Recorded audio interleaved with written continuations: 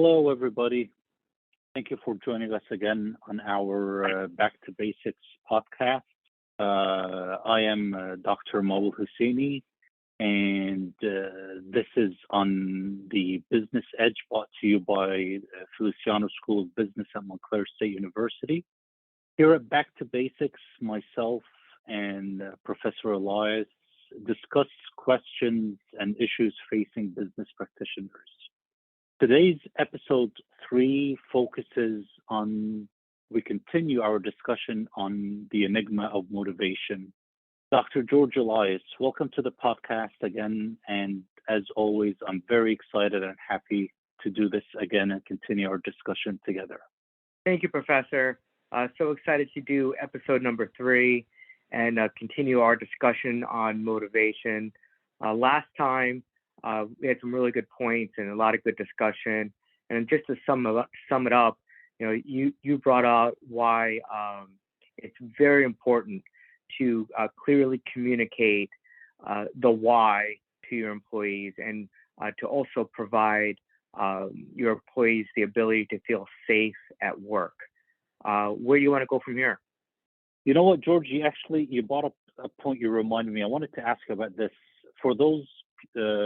For our audience, after episode 2, when we hung up, myself and George continued our discussion briefly, and the point came up that we kind of semi-disagreed on safety versus comfort. I was thinking more, or actually, was it safety versus trust, George? Right? I think safety versus trust. Yeah, and the reason why safety versus trust. And because actually, I didn't want to debate, word selection so much, and I understood what you meant. But I was just bringing up that in my mind, the word trust is a bit more descriptive as opposed to safety.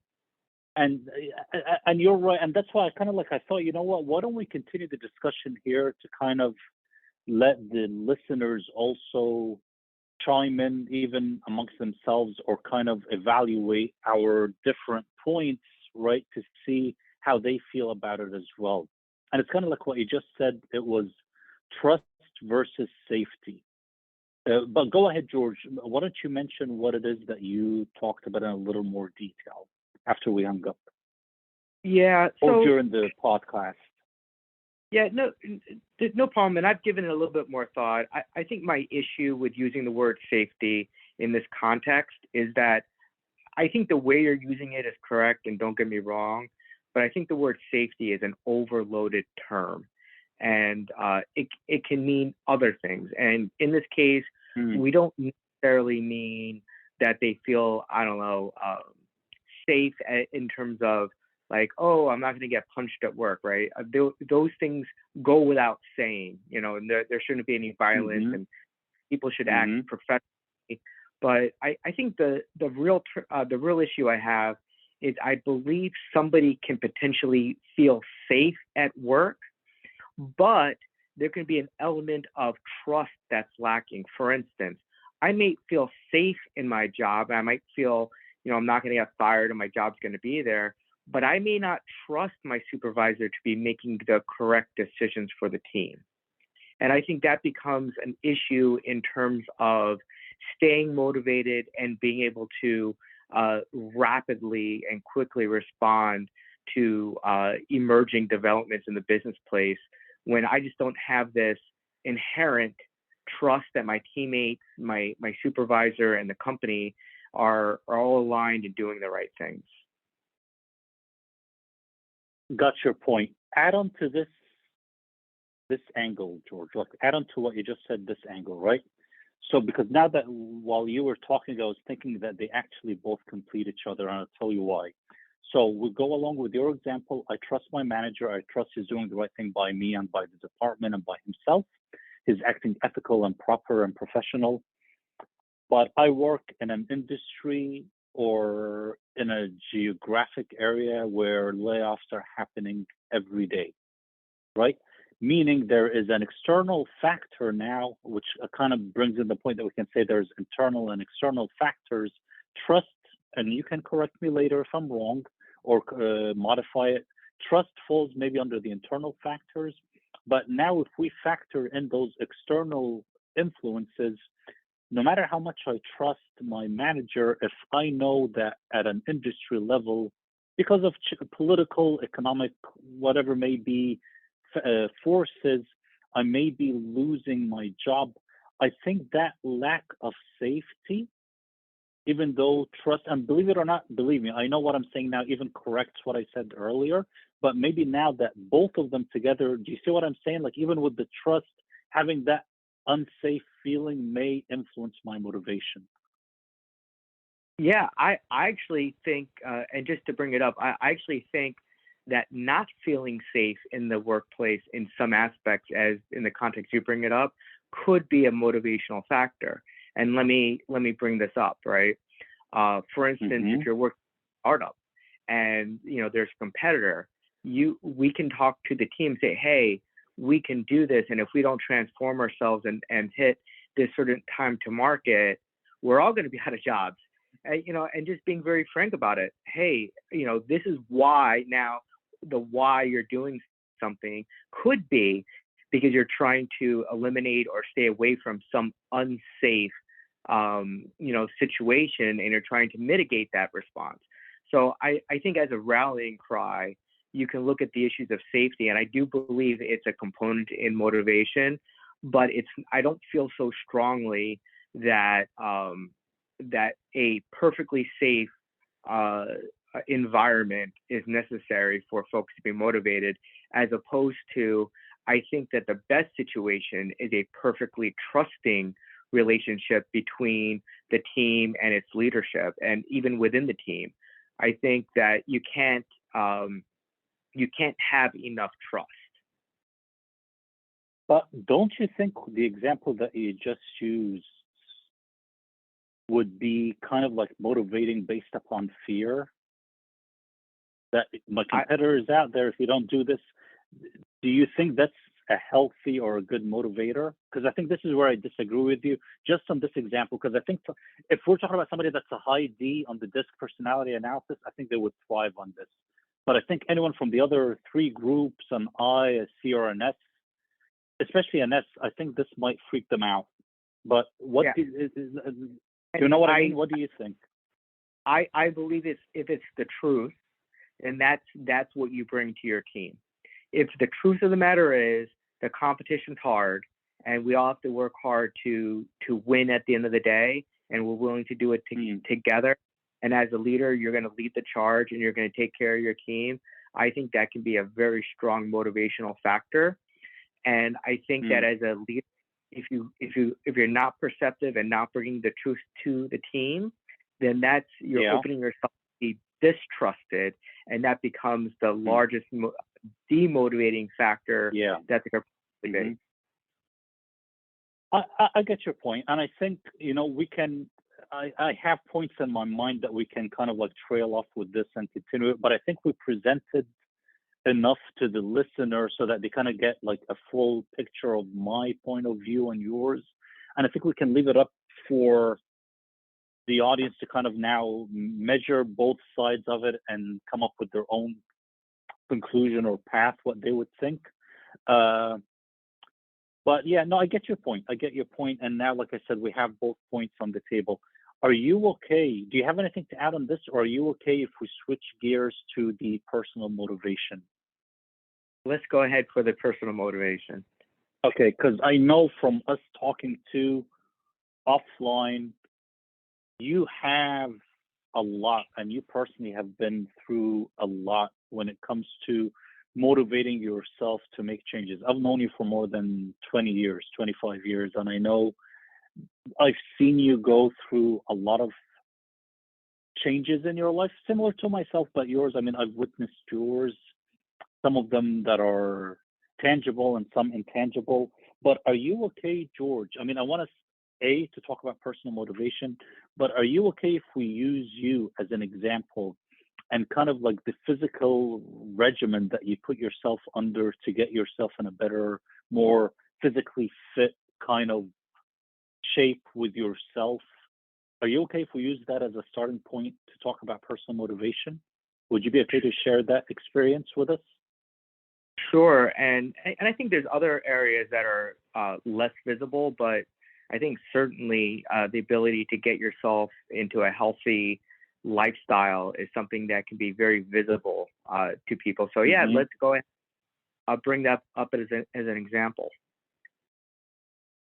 Let's use that. Look, let's start with this, and then I want to hear your thoughts, like what you just said now, on the other personal areas or the other personal motivators. Okay, so I'm going to give you the mic. You go ahead and start where you want. Sure. So not to leave the listeners hanging, one of the changes that I made in my life that Moe is bringing up is back in 2017, I decided to get into physical shape. I realized that I was not leading a healthy lifestyle. And, those of you who have seen me in person, know that I'm about, 5'6", so I'm not a very tall person. But back in January of 2017, I was 245 pounds. Today, which is approximately 6 years later, I'm about 165, and I'm much healthier and much more active and feel great. And I did that really through diet and exercise and keeping myself motivated. There's other changes that I've made as well in terms of trying to learn new languages and reading and learning new things. But I think that's one of the more visible things. And I get people ask me all the time how I went about doing that.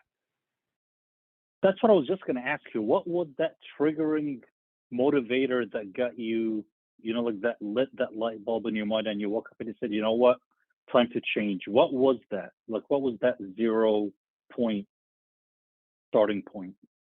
Because that's amazing what you just said.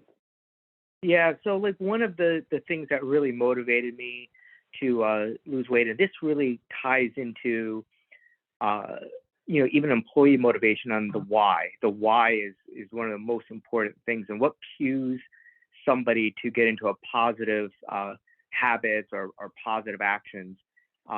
For me, I had the experience of trying to play with my daughter and realizing that I was getting out of breath just with very simple, just simple action, and realizing that if I went down this road and didn't have a healthy lifestyle, it wasn't just impacting me, but it was impacting my family and my ability to provide for them.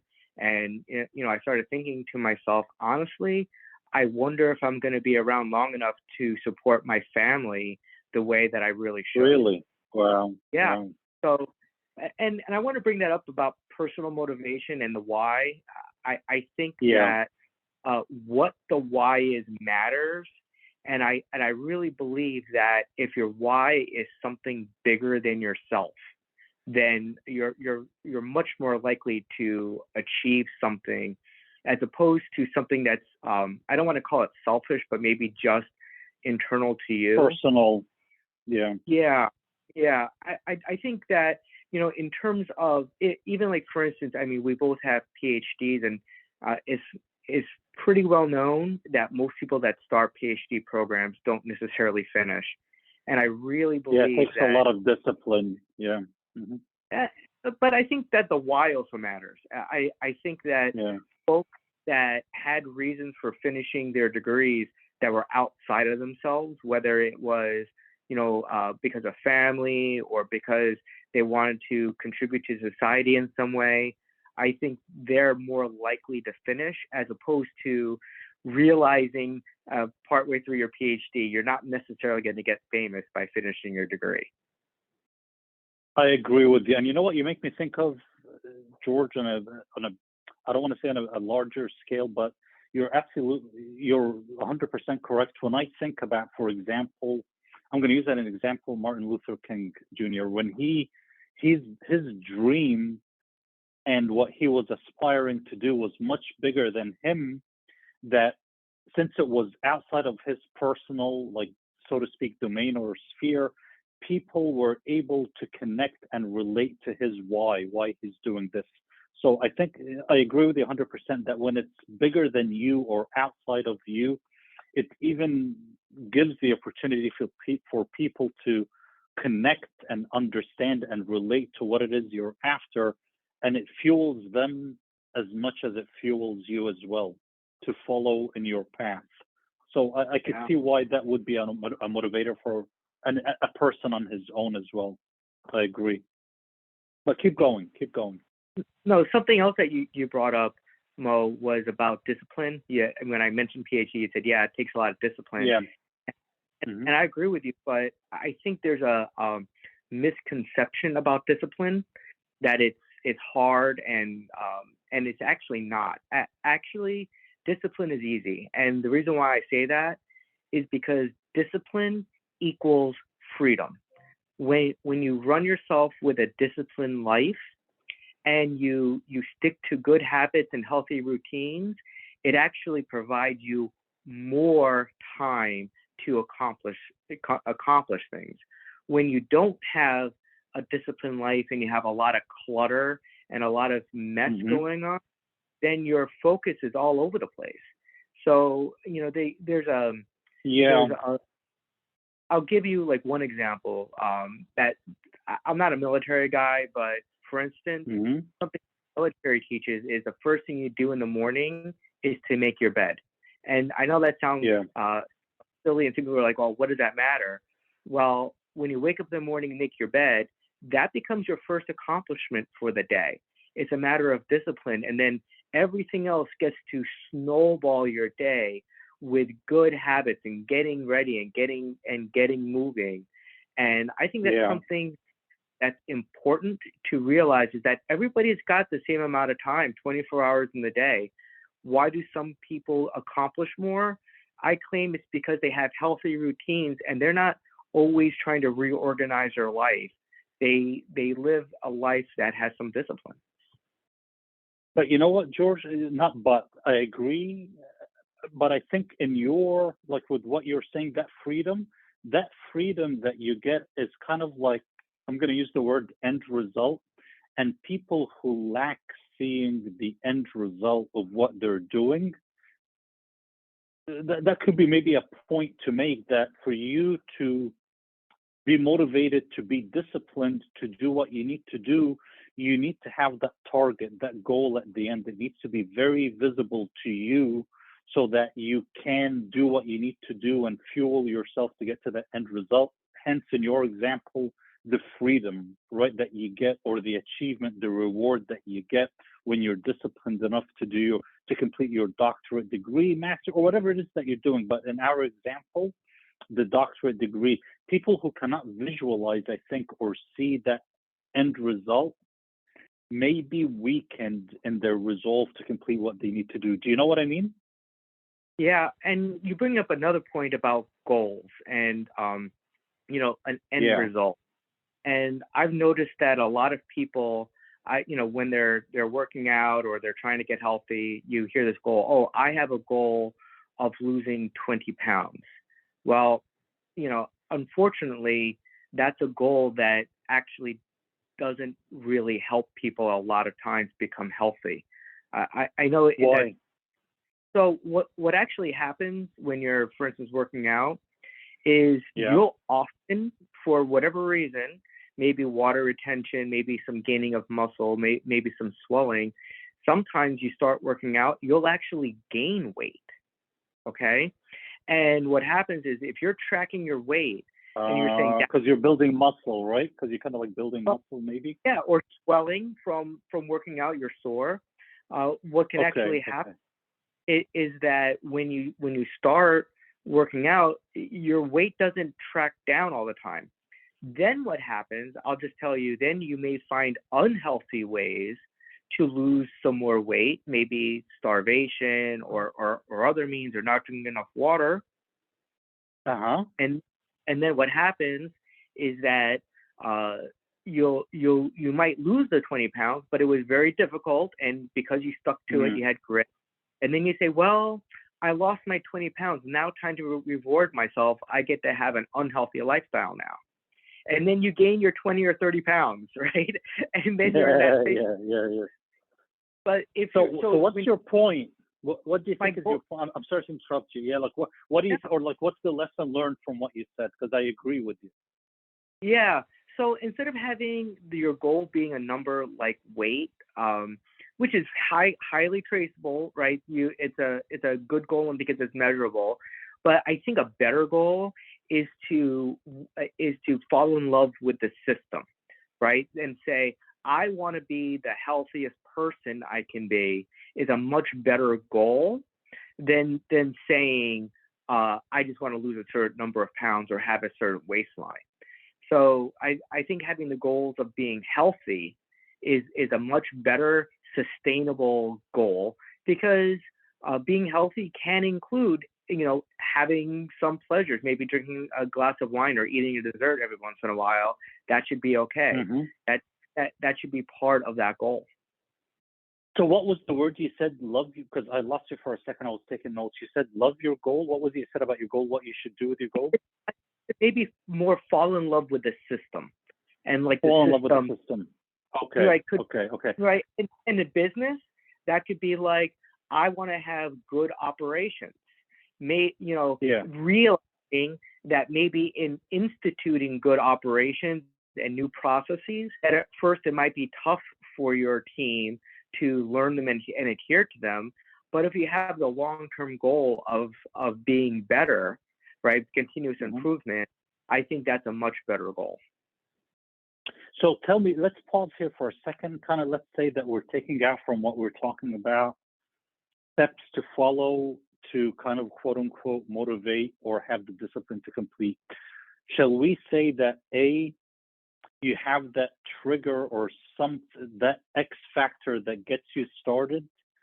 You have a clear view into what your end result should be, hence a clear, maybe well-defined goal, and then that you fall in love with the process, or you embrace the process, the steps that you have to go through to get to that goal.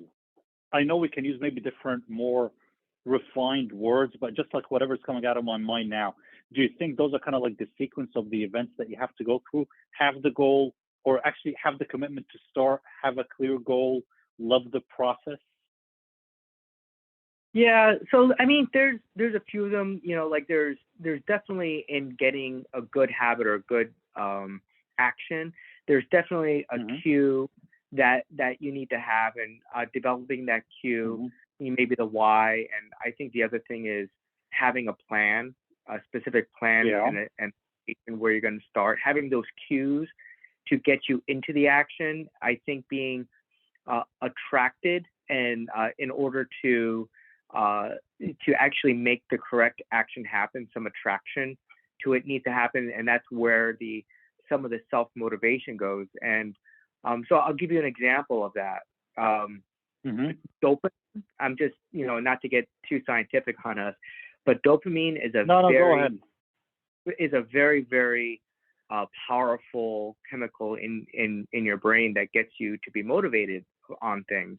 And I think it's highly misunderstood that dopamine doesn't necessarily happen after the reward is given. It actually happens prior to the reward being given. So I'll give you an example of something that motivates me through my workouts, and I'll just be very plain about it. I associate eating well, good, delicious food with working out. That is actually part of my motivation. So when I'm working out, I'm thinking to myself, nice juicy steak and a glass of wine, because I'm doing afterwards, and that anticipation of being able to have a fun meal with my friends and my family, and be able to go out and have that enjoyment is part of my anticipation. And I believe I get a little bit of dopamine out of it during the workout. Hey, I'm doing my extra set of squats. I get to have maybe some French fries, And I see your point. Yeah, like a reward system. It does, right? But I think that the reward system even works not just after the fact, which is part of building healthy habits, but it's also in it. That the anticipation can mean more than the reward itself. So I'll give you a negative example of, for instance, and some people who are, I don't know, very anxious about going to the doctor and getting a flu shot or something. Sometimes the anxiety around the shot is worse than getting the shot itself, right? So this pre-anticipation in your mind is very, very powerful, and you can actually harness it for positive results and motivate yourself to do something that's difficult at the time, but will have positive results in the future. Got it. I get your point. And you know what you made me think about too, George? If we now even apply what you just said about the steak example, that it's during the process, if we take this and apply it to a work situation, if I'm a manager and I have an employee that works for me, we're just going to keep it very simple. One manager, one employee. That employee at the end of the year gets a bonus. If the employee is working really well, I think it would be a big no-no if in my mind I say, you know what, I don't have to reward him with any compliments or anything, because you know what, in 9 months he's going to get his bonus and I'll let him know then that he did well. I think now I thought about with what you said, that it should be a continuous rewarding process, even if it's just by a praise, a pat on the back, a good word, to keep that employee fueled. I should not rely on the fact that this person is going to have the energy to run through the rest of the year just by me thinking that when I tell him in March or in December, at the end of the year, hey, listen, you got your bonus for the good work, that would be sufficient enough. The rewards, one way or the other, should be a continuous process throughout the year. Do you know what I mean? I completely agree with you, and that's why things like Employee of the Week, where they get to have the best parking spot in the at the, or it could be a simple like trophy for the person that helped out a customer or something like that, right? A $5 gift card to Dunkin' Donuts. Hey, it doesn't really take much to really give somebody an award, and I think that can really, really positively influence the way people think about things. One other thing go ahead. One of the other things I wanted to bring up about motivating yourself and getting into more positive habits and more positive actions is, and it doesn't have to be about working out. It could be about, I don't know, meditation or better eating or reading, things like that. One of the things that you need to do is make the action or the thing that you want to be motivated to do, you have to make it easy. You can't actually, give yourself obstacles to do things that are positive. And part of that is to set up your environment in the correct way to motivate yourself, give yourself the cue to do it. Yeah. Right. So I'll give you an example. Let's say it's me working out. I plan and I know what workout I'm going to do the night before. I put my gym clothes, my gym bag, everything, I set it up the night before. When I wake up in the morning, I know what I'm going to do. All I need to do is get ready and grab my stuff and go and work out. And on the other hand, you can also make actions that you need to stop hard. I'll give you an example. Let's say your goal was to eat healthier. Well, if you want to do that, give yourself access to eat, healthy food and buy that at the market and have that around you, and make it difficult for it to have unhealthy food. Either put it away, put it on the high shelves, put it behind the cabinet, right? Because a lot of what you do is what's in your environment. And if things are easy, you're going to do the path of least resistance. Why make life extra hard? You know what? And now you bring up even another point in my mind about me and my employee. I motivate him constantly. I reward him constantly. Now, when I give him goals, I have to make sure that I create the environment for him that he can actually achieve those goals. I cannot ask him to run a report for me if I take away his laptop. I cannot ask him to work with the clients well if I don't give him time to go out in the field. So my goals have to be realistic, they have to be achievable, and I have to create the environment for him or her to actually get them done. I cannot have any obstacle, or I have to work on minimizing any obstacles that could stop them from achieving their goals. Yeah, Mo, environment is crucial, right? And culture, physical environment, but also community, right? And if you want to be something, I mean, there's an old adage, birds of a feather flock together. Well, that goes for positive as well as negative, right? I mean, if you out with people that are thieves or do drugs or do negative things or are bullies, you're more likely to be a bully as well. Where if you and you associate yourself with people who are successful, in shape, or doing something positive, right? You actually become more like them because it becomes the norm in your community. And this is why I actually believe that when bosses and leaders respect their employees, those employees can't help but provide respect back to each other and to their customers as well. It's really a rather interesting. George, you know what? I don't know how we're doing on time. There's a point, and you can tell me, there was one point that you had mentioned to me before, that part of your I'll just say self-improvement process that you were going through, or self-development, you were looking for a community around you that can positively influence you. Do we have time today to go into this point, or shall we use this as our starting point for next when we continue motivation? No, we have some time, right? So I think. All right, go ahead. I think finding a community of folks that can positively influence you is great. And it can be for a lot of things, whether it's, hey, I want to know meditation or yoga, go set yourself with a yoga studio, or go find an online community of people that can motivate each other.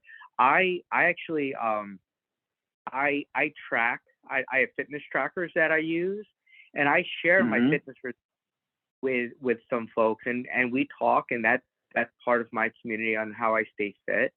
Some people want to join like a spinning class or an aerobics class, and that can be a matter of building, community.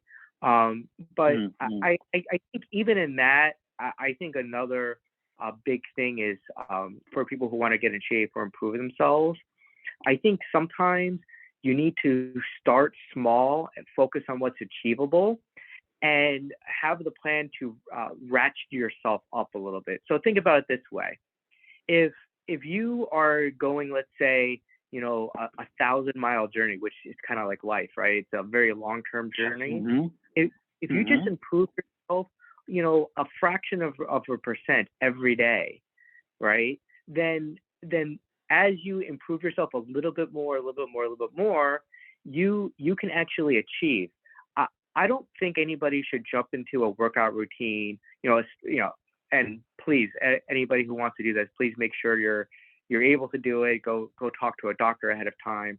But if you can join a fitness routine, you can't expect to run a marathon from the get-go. Maybe brisk walking or light exercising, and doing taking the stairs instead of the elevator every once in a while. It might be where you're at, and as you're comfortable and you can do more, then maybe instead of walking 1 mile, walk 1.5 miles, right? Or walk that mile briskly instead of a stroll, right? So focus on what's achievable, and keep yourself accountable to do it. And when you're in the throes of maybe a long run, you work yourself up to a 10K and you're working hard, sometimes, saying to yourself, well, I can keep this up to the end of the block, I can keep it up to that tree, is a way of focusing what you're doing now and not getting overwhelmed by, hey, I'm only a mile into that 6.2 mile run, right? So sometimes your vision and not getting overwhelmed can really, really help yourself. Agreed. Thank you, George. Thank you. Honestly, this probably has been maybe my favorite podcast that we've had so far. we talked about a lot of points, and it was great that you related what you did and we combined it, like what you went through as an experience, and we kind of related it. I related it to myself and mentally to what could happen at work. I think maybe we can end it for our discussion today here, even though we can keep going on forever, but we can maybe wrap it up. What do you think? So let me just bring up one more point, and then we'll wrap it up. And this is really for the listeners. They, if they want to be motivated, they need to believe in themselves. They need to realize that they're really able to achieve much more than they believe, and that's shown time and time again. And we can get that in, talk about that much later. But most people mentally limit themselves, and if you believe that something's possible, you have a chance to do it. If you believe something's impossible, then you probably can't. So I think that's something that's something that we can leave. Yeah. Absolutely. No, I totally agree with you. I'm actually reading a book. I think it's called The Power of Human Connection by Cody Bateman. And he kind of echoes what you said, that unfortunately, we somewhat live in a cynical world right now where people are more influenced by limitations and self-doubt than by opportunity and positivity. With you 100%, and this is definitely a point that we can maybe tackle later. Do you think it would be a good next step to talk about maybe next time external motivators? Yeah, I think we can totally talk about how a business can motivate customers, and maybe we should really wrap things up, because Mo, I think we can probably talk on this, but it's been really a lot of fun getting back to basics. Same here. Thank you, George. Thank you, everybody, for listening. And we will see you on our next Back to Basics podcast. Sure. Thank you all for listening to this episode of Back to Basics on the Business Edge, brought to you by Feliciano School of Business at Montclair State University. We hope you enjoy this podcast and welcome any feedback you have for us, including suggestions for future topics. Thank you, everybody. Take care. Thanks, George. Thank you, guys.